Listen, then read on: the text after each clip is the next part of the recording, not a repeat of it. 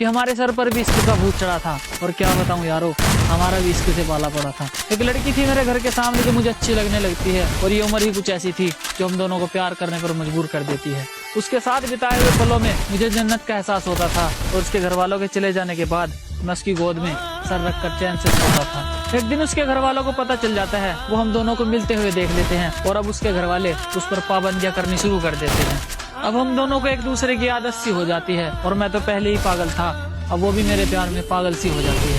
अकेला प्यार से ही पेट नहीं भरता, उसके लिए खाना भी पड़ता है, और घर ऐसे ही नहीं चलता, उसके लिए कमाना भी पड़ता है। अब घर वालों की जिम्मेदारी और उसके प्यार का बोझ उठाकर मैं कमाने निकल जाता हूँ। मैं जल्दी ही वापस आऊंगा, मेरा इंतजार करना, ये कहकर मैं बाहर आ जाता हूँ।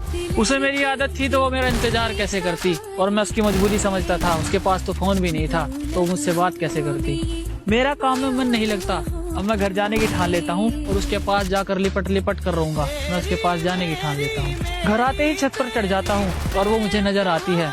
उसके हाव भाव कुछ ठीक नहीं थे, वो मुझे थोड़ी बदली बदली सी नजर आती है। जहाँ कभी मैं हुआ करता था, अब मेरी जगह कोई और आ जाता है, और जो कभी मुझसे प्यार किया करती थी, अब उसे किसी और से प्यार हो जाता है। जिसके साथ दिन रात मुलाकात हुआ करती थी, वो अब मुझे याद तक नहीं करती, और मैं उसके सामने हाथ जोड़ जोड़ कर रोता हूँ, और वो बेवफा मुझसे बात तक नहीं करती।